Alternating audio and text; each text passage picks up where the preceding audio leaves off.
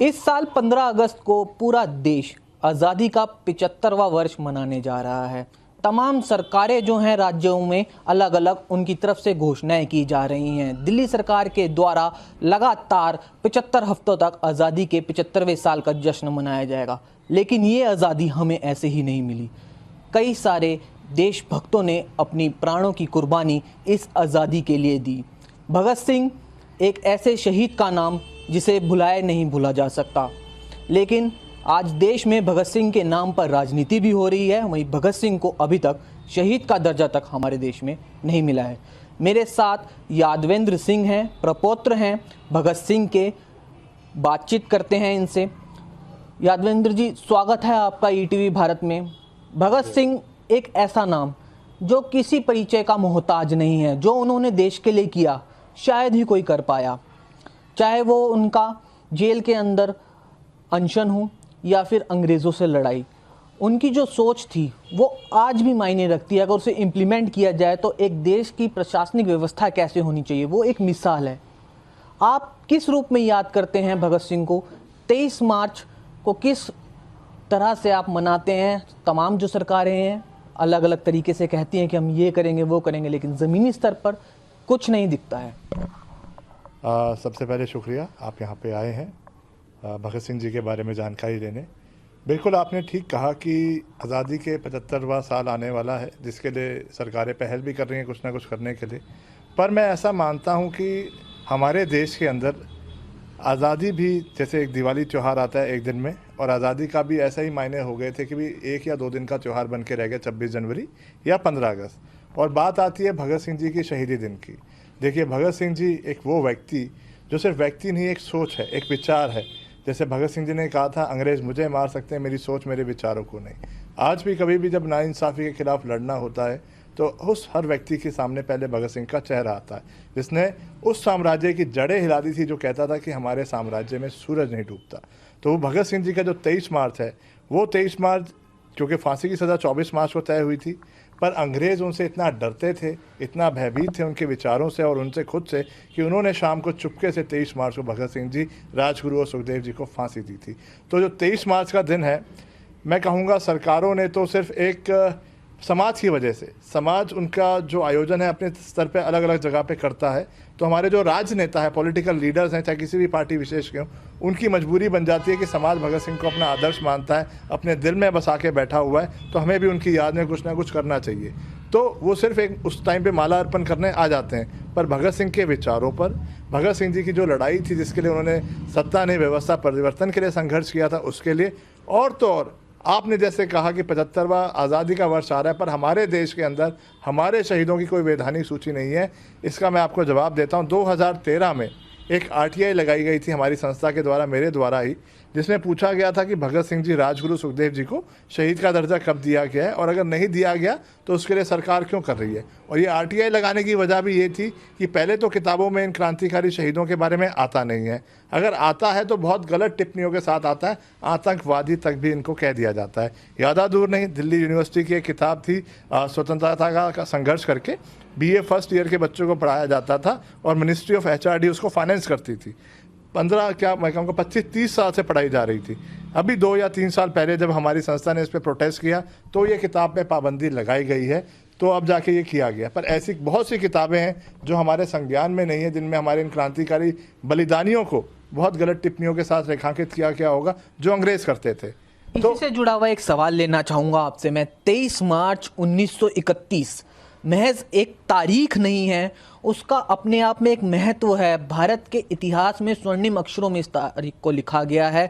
किस तरह से इस तारीख के दिन आप आयोजन करते हैं अलग अलग कार्यक्रमों का, कितना महत्व है? आज देश के युवा को इस तारीख के बारे में जानना क्यों ज़रूरी है? देखिए, देश के युवाओं को इस तारीख को जानना बहुत ज़रूरी इसलिए है क्योंकि ये आज़ादी हमें खैरात में नहीं मिली है। इसके लिए लोगों ने फांसी के फंदे चूमे हैं। अगर वो विरोध करते थे, अंग्रेज़ों की गोलियां भी खाई हैं उन लोगों ने, और तो और काला पानी की सज़ा जहाँ से लौट कर आना असंभव होता था। तो 23-24 साल की कुर्बानी यानी जवानियाँ इस पर कुर्बान होगी, तो उनका उपकार है हमारे ऊपर। आज युवा भगत सिंह जी को चाहता है, उनसे मिलना चाहता है, उनको जानना चाहता है, पर हमारा जो सिस्टम है इतना हमें व्यस्त कर दिया गया, या युवा भी थोड़ा मैं कहूँगा निगलेक्ट हो गया है उतनी जिम्मेवारी से। भगत सिंह जी का 23 मार्च आएगा, उस दिन तो सारे इकट्ठे हो जाते हैं, पर भगत सिंह को तो रोज़ जीने की ज़रूरत है। भगत सिंह को तो 365 दिन ही हमें जीना पड़ेगा, तभी हम वो हिंदुस्तान बना सकते हैं जिसका वो कल्पना करके गए थे, और जो वो उपकार हमारे पे करके गए थे, अपनी 23 साल की उम्र की कुर्बानी ये क्रांतिकारी शहीद हम पे करके गए थे, तो हम उनका उस उपकार को एक अच्छा नागरिक बन के कम से कम उनको जान के, मैं आपको बताता हूँ 23 मार्च आएगा, उस पर आयोजन भी होगा, पर आधे से ज़्यादा हिंदुस्तान को ये नहीं पता हमारे देश में कि भगत सिंह जी की समाधि कहाँ है। भगत सिंह जी की समाधि कहाँ है, आप कभी किसी से पूछोगे, लोगों को ये तक नहीं पता। आज बहुत अच्छा है आप आए हैं, आपके माध्यम से मैं प्रयास करता हूँ या आपकी बात पहुँचाना चाहता हूँ। शहीद आज़म भगत सिंह जी की समाधि भी हिंदुस्तान में ही है।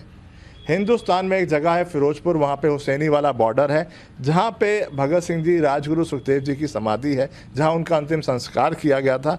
मैं युवाओं से कहूँगा जीवन काल में एक बार वहाँ पे ज़रूर जाइए, उस मिट्टी को छू के आइए, उनकी आत्मा को छू के आइए, क्योंकि युवाओं को यही नहीं पता कि उनकी समाधि कहाँ है। यानी लोग भगत सिंह को तो चाहते हैं, पर एक दिन के लिए याद कर लिया, ठीक है ना, पर उसको हमेशा जीना चाहिए, ये बेसिक जानकारी है। यादवेंद्र सिंह के पास वो बहुमूल्य या फिर कहा जाए तो बेशकीमती एक पुस्तक है, डायरी है ये इसे भगत सिंह की, जिन्होंने इस पूरी डायरी को खुद लिखा था। इस डायरी के अंदर भगत सिंह ने बहुत कुछ लिखा है, 288 पन्नों की डायरी है ये। इसमें लिखा गया है कि एक देश को किस तरह से चलाना चाहिए, भारत में आज़ादी के बाद क्या कुछ परिवर्तन आने चाहिए, किस तरह से गरीबी से जंग लड़ी जा सकती है, रोज़गार की समस्या का कैसे समाधान होगा, तमाम तरह के सॉल्यूशन जो हैं इस किताब में मौजूद हैं। सर, किताब के अंदर हर एक सॉल्यूशन दिया गया है समस्या का कि देश किस तरह से होना चाहिए हमारा। लेकिन क्या लगता है आपको, क्या आज देश हमारा वैसे ही है जैसे शहीद आज़म भगत सिंह ने चाहा था? नहीं, बिल्कुल हमारा देश वैसा नहीं है, क्योंकि वो चाहते थे कि आखिरी व्यक्ति तक को इस आज़ादी का जो सुख है वो मिले, पर आज नहीं मिल पा रहा है। आज भी हमारा देश 10-12 परिवारों के इर्द गिर्द रह गया, यानी जो बहुत बड़े बिजनेसमैन परिवार हैं वहीं तक सीमित रह गया। देश की 90% आबादी आज भी शोषित हो रही है। आपने कहा ये डायरी, ये मैं कहूँगा सिर्फ एक किताब नहीं, ये एक क्रांति ग्रंथ है। ये क्रांति ग्रंथ के रूप में है जो भगत सिंह जी ने जेल में लिखा था। रुकना क्या वो? Okay sir. देखिए, ये सिर्फ एक महज किताब या पुस्तक नहीं है, ये क्रांति ग्रंथ है जिसको भगत सिंह जी ने लिखा था। जब वो काल कोठरी में हुआ करते थे जेल के अंदर, उनके साथ कौन हुआ करता था, ऐसी क्या चीज़ थी उनके पास जिसमें वो अपने विचार लिखा करते थे या अपने दिल की बात किया करते थे, तो वो ये है जेल डायरी, जिसे मैं क्रांति ग्रंथ कहता हूँ, मानता हूँ, और भगत सिंह जी के चाहने वाले के लिए होगा भी। इस क्रांति ग्रंथ के अंदर भगत सिंह जी ने, जैसे आपने कहा, उनका अगर हम पहला पन्ना ही खोलते हैं जो आता है फ्रीडम फ्रॉम पॉवर्टी, यहाँ लिखा हुआ है गरीबी से कैसे आज़ादी चाहिए। उसी आज़ादी के लिए तो आज भी संघर्ष हो रहा है हमारे देश के अंदर, आज भी लोग गरीब हैं। ये रहा फ्रीडम फ्रॉम पॉवर्टी। उसी तरह उन्होंने इस किताब के अंदर जो उन्होंने बहुत सारे लेखकों को पढ़ा, यानी फ्रेंच रेवोल्यूशन को उन्होंने पढ़ा, रशियन रेवोल्यूशन को उन्होंने पढ़ा, आयरिश रेवोल्यूशन को उन्होंने पढ़ा, अमेरिकन रेवोल्यूशन को उनको पढ़ा, कई सारे जो फिलोसफर्स हैं उनकी बातों को पढ़ा, और हिंदुस्तान के लिए उसमें से क्या बेहतर हो सकता है वो निकाला। डेमोक्रेसी आज आप बात कर रहे हैं, हमारे देश में प्रजातंत्र है, और आज हम कई बार चर्चा नहीं करते कि राइट टू रिकॉल होना चाहिए, कि हमारे जो पॉलिटिकल नुमाइंदे हैं जिनको हमने चुना है उनकी कोई अकाउंटेबिलिटी होनी चाहिए। भाई ये ना रहे कि भाई लोग कहते हैं भाई जैसे कोई मैंडेट ले लेता, भाई आज 5 साल का मैं मालिक हूँ, 5 साल में मैं गलत भी करूँगा सही भी करूँगा, मेरी कोई जवाबदेही नहीं है, 5 साल तो मैं रहूँगा। लेकिन आपको क्या लगता है जिस तरह से अब प्रशासनिक व्यवस्था चल रही है, सरकारें काम कर रही है, क्या वो उस तरह से काम हो रहा है जिस तरह से भगत सिंह चाहते थे, हमारे शहीद आज़म चाहते थे? उसी में मैं ऐड करना चाह रहा था, इसमें उन्होंने डेमोक्रेसी को कामयाब करने के लिए जो राइट टू रिकॉल पे आज हिंदुस्तान चर्चा कर रहा है होनी चाहिए। उन्होंने खुद लिखा हुआ है कि अगर प्रजातंत्र को कामयाब करना है तो एक राइट टू रिकॉल भी एक ऑप्शन जनता के पास होनी चाहिए, ताकि नुमाइंदे के ऊपर अकाउंटेबिलिटी हो जिसको हमने चुना है। तो उसी में था कि भाई अगर उसका सही काम काज नहीं चला हम उसको वापस बुला सकते हैं, एक लोगों का समूह इकट्ठा करके। तो आपने जैसे कहा कि क्या देश या सरकार वैसे चल रही है, नहीं चल रही है। आज किसान आंदोलन आप देख ही रहे हैं, हमारे देश के किसान अन्नदाता 3 महीने से ज़्यादा समय हो गया मोर्चों पे बैठे हुए हैं दिल्ली में, अपने हक लेने के लिए, अपनी लड़ाई करने के लिए। बहुत दुख होता है कि जिसके लिए हमारे क्रांतिकारी शहीद हो गए, भगत सिंह कहें, चंद्रशेखर आज़ाद कहें, अशफाक उल्लाह खां, राम प्रसाद बिस्मिल, लाखों लोगों ने कुर्बानी दे दी है। उन्होंने आज़ादी जो ली थी मज़दूरों और किसानों के लिए ली थी, क्योंकि इनका शोषण तब भी बहुत किया जाता था और आज भी हो रहा है। और ये जो कांदे कानून जो लेके आई है सरकार, मैं तो कहूँगा इसको वापस लें, और एमएसपी पे, यानी देश का सबसे पहला कानून एमएसपी यानी किसान की फसल का कानून बनना चाहिए था, जो नहीं बन पाया है, वो अब भी सरकार एमएसपी बनाए और सरकार को उसकी फसल का उचित मुआवजा दे। पूरे इस आंदोलन को किस तरह से देख रहे हैं? आपने आंदोलन की बात की, आंदोलन कैसे ख़त्म हो सकता है? किसान जो हैं देश के लिए अन्न उगाते हैं, तभी एक व्यक्ति खाना खा सकता है। कैसे समाधान होगा इस पूरी समस्या का? आप किस तरह से देख रहे हैं? क्या सरकार को करना चाहिए? आखिर क्यों अब तक समाधान नहीं निकल पा रहा? 12 दौर की बैठकें हुई, लेकिन एक भी बैठक ऐसी नहीं थी जिसमें कहा जाए नतीजा निकला या नतीजा निकलने के पास सिर्फ दो फैसले आए। किसानों के लिए पराली के ऊपर लगने वाला जुर्माना वापस लिया गया और बिजली की जो समस्याएं थी किसानों में वो हल हुई हैं। देखिए, मैं तो यही कहूँगा कि क्योंकि जो बातचीत हुई है उसमें हमने जो देखा है कि जो अगर हम एग्जाम्पल के तौर पे उदाहरण देता हूँ, अगर उस कमी कानून किसकी तरफ से? कमी मेरे ख्याल से सरकार की तरफ से है। सरकार को हमने चुना है, लोगों ने ही चुना है, और किसानी जो धर्म है हिंदुस्तान का सबसे बड़ा धर्म है। हिंदुस्तान की 70% आबादी किसानी या खेती बाड़ी से जुड़ी होती है। तो हम इसमें यही कहना चाहूँगा कि हिंदुस्तान का जो सबसे बड़ा धर्म है, हिंदुस्तान की जो सबसे बड़ी आबादी है किसानी खेती, उसकी आवाज़ को सरकार को सुनना चाहिए। तुरंत प्रभाव से सबसे पहले तो वो कानूनों को रद्द करे और एमएसपी पे कानून निकाले। मेरे ख्याल से एमएसपी पे अगर कानून बनता है, किसान को जो फसल का उचित दाम मिले, उसके ऊपर कानूनी व्यवस्था बनाई जाएगी, तो शायद कुछ समाधान की तरफ हम पहुंचेंगे, ताकि किसानों को भी लगेगा कि सरकार हमारे प्रति पॉजिटिव है। एमएसपी पे कानून लेके आई तो किसान भी दिल बड़ा करेंगे। मोदी सरकार तो लगातार कहती है हमने किसानों के लिए एक पेंशन की व्यवस्था की है, सम्मान निधि योजना। किसानों को हमने क्रेडिट कार्ड की सुविधा दी है, सॉइल चेकिंग की सुविधा दी है, तमाम सुविधाएं दी हैं, खाद की सुविधा उपलब्ध कराई है। आज किसान को हर संभव सुविधा देने की कोशिश की जा रही है। क्या लगता है सुविधाओं का जो दावा करती है सरकार, ये ज़मीन पर उतर पाई हैं?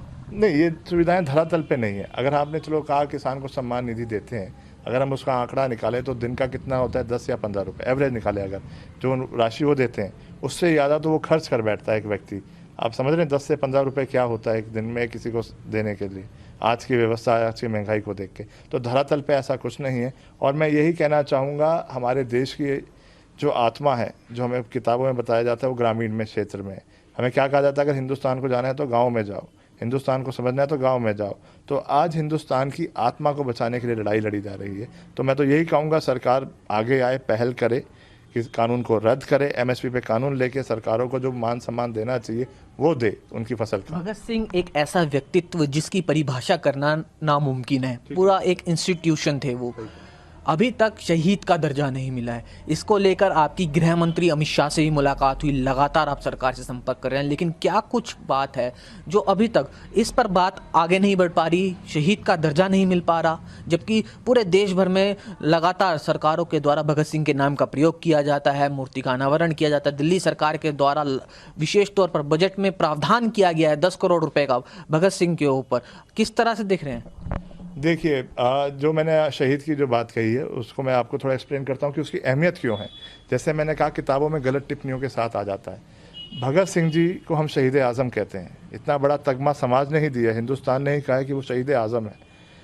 पर हम जानते हैं वो शहीद आज़म है, आप जानते हो, पर हमारे जो कागज़ हैं वो क्या बोलते हैं। दरअसल हुआ क्या, हमारा देश जब आज़ाद हो गया, हमारे देश की आज़ादी में जो गांधीयन मूवमेंट में हमारे स्वतंत्रता सेनानी थे, उनको तो हमने सम्मान में एक फ्रीडम फाइटर सर्टिफिकेट दिया, जो उनको देना भी चाहिए था। वो बढ़िया भी किया, उनको दिया गया। पर जो हमारे देश में आज़ादी की लड़ाई में लोग शहीद हो गए, उनकी हम एक सूची नहीं बना पाए, जिस वजह से हमारे देश में एक भी सूची नहीं है जिससे हम कह सकें ये व्यक्ति शहीद हुआ था, इस राज्य का था, क्या है, हमारे देश को नहीं पता है। तो एक तो ये सूची बननी चाहिए। और तो और, जैसे हमारे राष्ट्रीय प्रतीकों के लिए कानून है, उनकी कोई बेकदरी करता है तो डिसरिस्पेक्ट करता है तो उसको कानूनी दंड भी दिया जाता है, एक प्रावधान है। पर हमारे शहीदों के प्रति अगर कोई गलत टिप्पणी कर देता है, कोई सिरफिरा या कोई किसी सत्ता का चाटुकार, तो उसको दूर करने के लिए समाज आक्रोशित हो जाता है। हम प्रोटेस्ट करता है, समाज प्रोटेस्ट करता है, संस्थाएं प्रोटेस्ट करती है, वो चीज़ उस वक्त तो रुक जाती है। पर आजीवन इसका समाधान क्या होगा? आजीवन समाधान है एक वैधानिक रूप से हमारे शहीदों की सूची बनाई जाए। कहाँ रुकी हुई है? शहीद का दर्जा आखिर क्यों नहीं मिला? कहाँ रुकी हुई है बात? ये सरकार पहल नहीं कर रही है।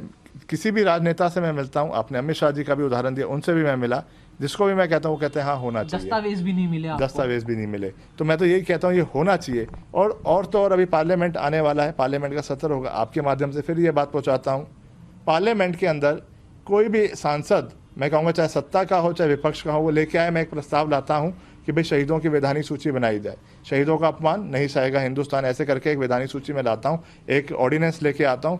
वहीं दूध का दूध पानी का पानी हो जाएगा, कौन सा सांसद उसको सपोर्ट करता है और कौन सा सांसद उसको सपोर्ट नहीं करता। राजनीति की बात हो रही है भगत सिंह के नाम पे। दिल्ली सरकार जो है हाल ही में जो बजट लेकर आई है उसमें विशेष तौर पर शहीद आजम भगत सिंह को लेकर 10 करोड़ रुपए की राशि रखी गई है, जिसमें अलग अलग योजनाएं शुरू की जाएंगी। 75 हफ्तों तक आज़ादी का कार्यक्रम चलाया जाएगा। किस तरह से देख रहे हैं? एक हफ्ते तक 1 घंटे लगातार रोजाना देशभक्ति का पाठ्यक्रम जो है बच्चों को पढ़ाया है। किस तरह से देख रहे हैं? अगर ऐसा वो कुछ पहल कर रहे हैं तो मैं उसको पॉजिटिव ही देखूंगा। देखिए, हमारी किताबों में इन क्रांतिकारी शहीदों के बारे में उल्लेख नहीं आता। दूसरी, मैं आपको एक बात और बताता हूँ, हमारे देश के अंदर किसी भी क्रांतिकारी शहीद के नाम पे कोई परियोजना नहीं है। चंडीगढ़ में एक एयरपोर्ट है, ठीक है, वो राजधानी है चंडीगढ़, हरियाणा पंजाब दोनों की सांझी है और यूनियन टेरिटरी है चंडीगढ़। भगत सिंह जी के 100वें जन्मदिन पे एक घोषणा की गई थी कि इस एयरपोर्ट का नाम शहीद भगत सिंह जी के नाम पे रखा जाएगा, एक सम्मान के रूप में। अगर ये देती तो उनका सम्मान तो पहले ही बहुत बड़ा है, पर एक जरिया होता है आने वाली पीढ़ी को शहीद के साथ जोड़ने का। जब वो एयरपोर्ट पे आती तो पूछती ये किसके नाम पे है, वो कौन था व्यक्ति, उनके बारे में एक जिज्ञासा जानती जागने के लिए। पर मैं आपको बताता हूँ, आज उस घोषणा के 5-7 साल हो गए थे, ये सरकार मोदी जी की भी आ गई है, आज तक उस एयरपोर्ट का नाम भगत सिंह जी के नाम पे नहीं रखा गया। ये सवाल आप सरकार से पूछना, दिक्कत किसको है? पंजाब सरकार को है, हरियाणा सरकार को, या भारत सरकार को है भगत सिंह के नाम उस एयरपोर्ट पे लिखे जाने के लिए, जबकि दोनों की विधानसभाओं में ये प्रस्ताव पास हो रखा है। दिल्ली सरकार जिस तरह से भगत सिंह के नाम को लेकर आगे बढ़ रही है कि हम भगत सिंह के नाम पे कई योजनाएं शुरू करेंगे, उन सभी योजनाओं को आप कैसे देख रहे हैं? अच्छा मान रहे हैं? एक अच्छा इनिशिएटिव है? आखिर किसी बहुत अच्छा इनिशिएटिव है कि किताबों में हमारे इन शहीदों का उल्लेख नहीं आता। देखिए, बच्चे कच्ची मिट्टी के समान होते हैं, जो उनको आप दिखाओगे वही वो समझेंगे, वही वो जानेंगे। तो अगर स्कूलों में जैसे आप बता रहे हैं उनके बारे में लेसन्स होंगे या कोई सेमिनार होगा या डिस्कशन होगी, तो ये मैं इसको एक पॉजिटिव साइन में मानता हूँ। तो मैं तो और कहूँगा और सरकारों को भी इस पर करना चाहिए, हर क्रांतिकारी शहीद के बारे में बच्चों को बताना चाहिए। चंद आखिरी सवाल लेना चाहूँगा आपसे। राकेश टिकैत, वापस आऊँगा मैं किसान आंदोलन पे। राकेश टिकैत अब जो हैं किसान आंदोलन की कहा जाए तो एक तरह से दूसरी छवि बन चुकी है कि किसान आंदोलन का मतलब राकेश टिकैत हो गया है। कर्नाटक में जा रहे हैं, दक्षिण भारत में जा रहे हैं किसान आंदोलन की आवाज़ बुलंद करने। थोड़े दिनों पहले पश्चिम बंगाल में थे, दिल्ली में गाजीपुर बॉर्डर पर भी उन्होंने मोर्चा संभाला। किस तरह से देख रहे हैं किसान आंदोलन किस तरफ जा रहा है? आखिर इसका परिणाम क्या होगा और कब खत्म होगा? क्योंकि राजधानी दिल्ली के सही बॉर्डर्स पर किसान हैं, लोगों की दिक्कतें कम नहीं हो रही हैं, बढ़ी रही हैं इससे। देखिए, किसान आंदोलन एक सोच है। जैसे मैंने बताया, हिंदुस्तान की आत्मा गांव में बसती है। ये लड़ाई फसल और नस्ल को बचाने के लिए हो रही है। तो ये आंदोलन एक सोच के रूप में चल रहा है किसानों द्वारा हिंदुस्तान को बचाने के लिए। और तो और मैं कहूँगा, शहरों की लड़ाई भी किसान ही लड़ रहा है। व्यापारी की लड़ाई, जिसको जीएसटी का कानून दिया गया था, जिसमें 1000 प्रावधान कर दिए पर आज तक व्यापारी सेटिस्फाई नहीं हो पाया, उसकी लड़ाई भी किसान लड़ रहा है। राजनीतिकरण भी हो रहा है इस किसान आंदोलन का? मेरे हिसाब से तो नहीं हो रहा, अभी तक तो मूवमेंट ही चल रहा है। और देखिए, राजनीतिकरण को हम क्या कह सकते हैं? अन्ना मूवमेंट हमने देखा था, उसका अध्याय बहुत पावन था, जिसमें बीजेपी इनडायरेक्ट रूप से इन्वॉल्व थी उसके अंदर। अगर इस किसान आंदोलन में कोई भी सियासी दल अगर आता है तो उसका स्वागत है, पर वो किसान बन के आए, कोई राजनीतिक मंच लेके ना आए। मैं तो कहूँगा बीजेपी का भी कोई अगर सांसद आना चाहता है कि मैं किसानों की मदद करना चाहता हूँ, इस्तीफा दे और किसानों के साथ संघर्ष करे, इसमें आए, मदद करे। तो मैं यही कहना चाहूँगा, ये किसान आंदोलन तभी समाप्त हो सकता है अगर सरकार, एक मेरे जो सुझाव है सरकार के लिए, एमएसपी पे कानून लेके आए सबसे पहले, ताकि किसानों को विश्वास हो सके सरकार हमारे प्रति पॉजिटिव है। बिल्कुल आखिरी सवाल, भगत सिंह की सबसे बेशकीमती चीज़ आपके पास इस समय है, ये डायरी है। इसमें काफ़ी कुछ भगत सिंह ने कहा है। ये डायरी के अंदर जो कुछ भगत सिंह ने अपने वक्तव्य दिए हैं वो हर एक जन तक पहुँचे, उसके लिए आप क्या कुछ कर रहे हैं? आपने बाकायदा एक इसकी माइक्रोचिप भी बनवाई है और पब्लिश भी करने वाले हैं इस पुस्तक। कितनी भाषाओं में अवेलेबल होगी? और एक आम व्यक्ति जो भगत सिंह को जानना चाहता है, क्या सोचते थे, कैसे दिखते थे, उन सब चीज़ों को के मद्देनज़र वो कहाँ से इस किताब को ले सकता है, कैसे पढ़ सकता है? क्योंकि ये बेशकीमती किताब है, इसकी सोच हर किसी तक पहुँचनी चाहिए। बिल्कुल। देखिए अनूप, मेरा ये मानना है कि शहीद आज़म भगत सिंह जी का मैं अकेला वारिस नहीं हूँ, हर हिंदुस्तानी उनका वारिस है, हर भारतवासी उनका वारिस है। इसी चीज़ को लेते हुए, जैसे आपने कहा, ये अनमोल धरोहर मेरे पिताजी का सपना था, स्वर्गीय बाबर सिंह जी का, जो भगत सिंह जी के भतीजे हैं, कि ये किताब या ये डायरी या क्रांतिकरण सिर्फ हमारे तक सीमित ना रहे, भगत सिंह जी के हर चाहने वाले तक पहुँचे। तो इस पर हमने क्या किया है, आपने जैसे कहा कि कैसे कैसे किया है। देखिए, भगत सिंह जी के ऊपर कई सारी विचारधाराएं बताई जाती है कि वो कोई कहते हैं कि वो राइटिस्ट हैं, कोई कहता है लेफ्टिस्ट हैं, कोई कहता है कि XYZ हैं। और तो और जब कोई ना कोई राइटर किसी के बारे में कुछ लिखता है तो उसका अपना पर्सनल नज़रिया भी उसके अंदर आ जाता है। तो किसी चीज़ को बहुत बड़ा कर देता है जो उसको अच्छी लगती है, किसी को नॉर्मल लिख के दे देता है। हमने ये पहल की कि भगत सिंह जी खुद इस किताब के लेखक हैं, तो अनएडिटेड वर्जन हम इसका लेके आए थे हिंदी के अंदर, जिसका प्रभात प्रकाशन से हमने पब्लिशन कराया था। और 2 साल पहले ही, माफ़ कीजिएगा, 2 साल पहले ही रविशंकर प्रसाद, जो उस आज भी कानून मंत्री हैं, तब भी कानून मंत्री थे, उन्होंने इसका इनॉग्रेशन किया था। हमने क्या खास किया कि एक साइड तो जैसे आप इनका हस्तलिखित पेज यहाँ देख रहे हैं, उसको स्कैन किया है, दूसरी तरफ उसका अनुवाद किया है, इंग्लिश में भी किया है और हिंदी में भी किया है, ताकि उनका चाहने वाला खुद समझ सके भगत सिंह जेल में बैठा क्या सोचता था और कैसा हिंदुस्तान बनाया था। प्रतिलिपि कहाँ से मिल सकती है एक आम व्यक्ति को इसकी? ये आप ऑनलाइन भी ले सकते हैं, और तो और हमारी संस्था है शहीद भगत सिंह ब्रिगेड और इंडिया शहीद भगत मेमोरियल ट्रस्ट, वहाँ से भी आप इस पुस्तक को अवेल करा सकते हैं। नहीं तो प्रभात प्रकाशन की वेबसाइट पे भी जाके आपको ये जेल डायरी मिल सकती है। बिल्कुल आखिरी सवाल, कल 23 मार्च का दिन है, काफ़ी ऐसा मूवमेंट है जो इमोशनल है आपके लिए भी, पारिवारिक तौर पर आप सब लोग भी उन्हें याद करेंगे, कैसे आप लोग याद करते हैं और कल के दिन के मद्देनज़र युवाओं को क्या संदेश देना चाहेंगे, किस तरह से पूरे देश में सुधार आना चाहिए हर एक सेक्टर के अंदर? क्योंकि आज देखा जाए तो देश में कई सारी कुरीतियाँ, चाहे वो दहेज प्रथा हो या दूसरी चीज़ें हों, किस तरह से सुधार लाया जा सकता है? युवाओं को क्या संदेश देना चाहेंगे? मैं युवाओं को यही कहना चाहूँगा, जैसे मैंने कहा भगत सिंह जी का मैं अकेला वारिस नहीं, वो लोग भी उनके वारिस हैं। ये उनको अपने दिल में बिठाना होगा सबसे पहले, और नशों से दूर रहना होगा, क्योंकि ये बहुत बेशकीमती जीवन होता है। और देखिए, उन्होंने अनमोल जीवन हमारे लिए कुर्बान कर दिया था, और हमें ये नहीं समझना कि आज़ादी हमें खैरात में मिली है।